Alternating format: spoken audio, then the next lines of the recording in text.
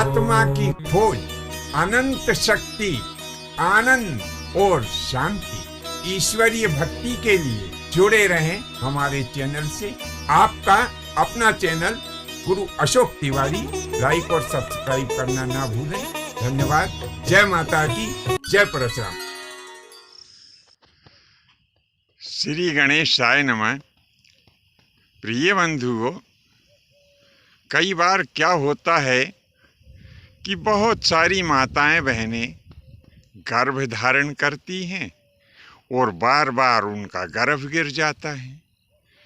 तो अब वे कौन से कारण हैं जो शास्त्रों में बताए हैं कि किन कारणों की वजह से माता बहनों का गर्भ गिर जाता है, और वे कौन से उपाय हैं जिनके करने से गर्भ स्थिर रह सकता है। आज हम इसी बात के ऊपर चर्चा कर रहे हैं। बंधुओं, माता बहनों के द्वारा बहुत सारी ऐसी असावधानियां हो जाती हैं जो देखने में तो जरा सी असावधानी लगती है, लेकिन उसके परिणाम बड़े ही गंभीर होते हैं। तो चलिए जानते हैं कि माता बहनें कौन कौन सी गलती कर देती हैं जिनकी वजह से बार बार उनका गर्भ गिर जाता है।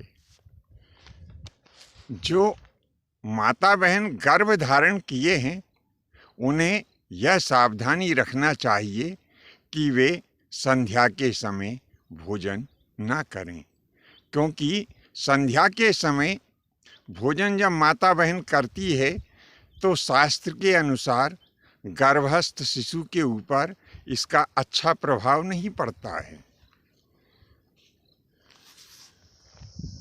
अब जो गर्भिणी माता बहन है उन्हें वृक्षों पर और ऊंचाई वाले स्थानों पर नहीं चढ़ना चाहिए। शास्त्रों में तो ये भी कहा है कि उन्हें वृक्ष के नीचे यानी वृक्ष के मूल में और वृक्ष की जड़ के ऊपर बिल्कुल नहीं बैठना चाहिए।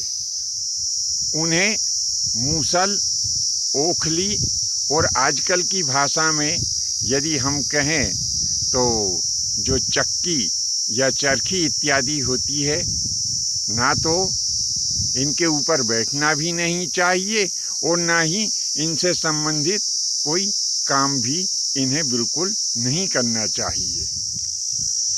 जो गर्भिणी माता बहन होती है इन्हें स्नान आदि तो अवश्य ही करते रहना चाहिए, परंतु कहीं कहीं जैसे नदी, तालाब इत्यादि होते हैं तो इन्हें गहरे जल में जाकर के स्नान नहीं करना चाहिए और तैरना भी नहीं चाहिए, क्योंकि यदि ये गहरे जल में जाती हैं या तैरती हैं तो गर्भ के भीतर जो शिशु है उस गर्भस्थ शिशु के ऊपर इसका दुष्प्रभाव पड़ता है।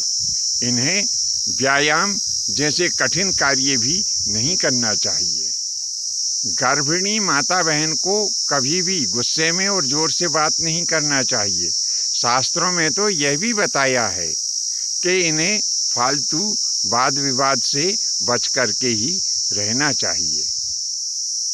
इन्हें अंगड़ाई लेने से भी बचना चाहिए और अपने शरीर में ऐसी क्रिया ना करें जिससे कि शरीर में बल आता हो। बल आने से मतलब हमारा ऐसा है कि जिसमें शरीर को जो जैसे तोड़ते मरोड़ते हैं ना, ऐसी क्रियाएं नहीं करना चाहिए।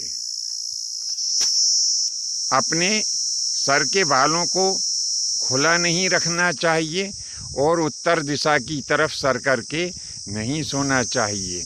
विशेषकर ऐसी स्थिति में भी सोने से बचना चाहिए जिसमें कि अपना सिर नीचे की तरफ झुकता हो। गर्भिणी माता बहन को सदैव पवित्र रहने की कोशिश करना चाहिए। उन्हें नंगे होकर के नहाना नहीं चाहिए और ना ही उन्हें नंगे होकर के सोना भी नहीं चाहिए। कभी भी गीले पैर नहीं सोना चाहिए और अप्रसन्नता से भी उन्हें बचना चाहिए। अपने बड़े बूढ़े और गुरुजनों की सदैव सेवा करते रहना चाहिए, सदैव पवित्र रहना चाहिए और गुस्से से भरे हुए शब्द इन्हें नहीं बोलना चाहिए।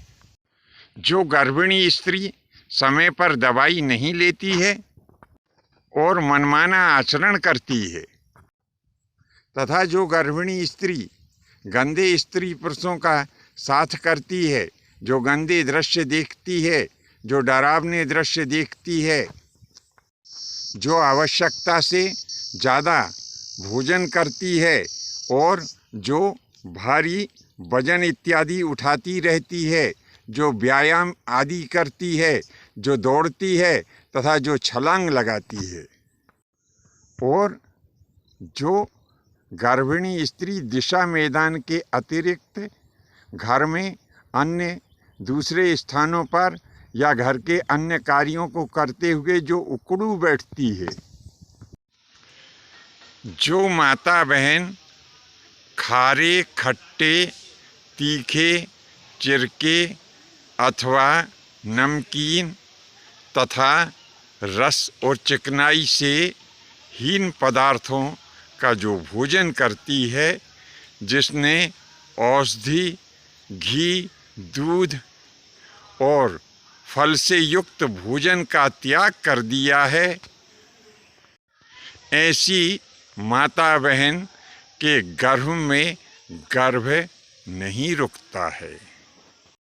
ऐसी माता बहनों का गर्भ गिरने की संभावना बहुत ज़्यादा रहती है। तो हमने यह जो बातें बताई, आप सबसे निवेदन है कि यदि इन बातों पर आप लोग ध्यान दें तो पुराणों के और शास्त्रों के अनुसार तो गर्भ गिरने की जो समस्या होती है, यदि हम इन बातों के ऊपर ध्यान दें और इन सब बातों का पालन करें तो गर्भ गिरने की समस्या से बहुत कुछ छुटकारा पाया जा सकता है। बंधुओं, आज के लिए बस इतना ही। जानकारी कैसी लगी नीचे कमेंट्स बॉक्स में लिखें। यदि यह विषय वस्तु आपको अच्छी लगी हो तो अपने इष्ट मित्रों में भी इसे प्रेषित करने का कष्ट करें। धन्यवाद। जय माता की, जय परशुराम जी।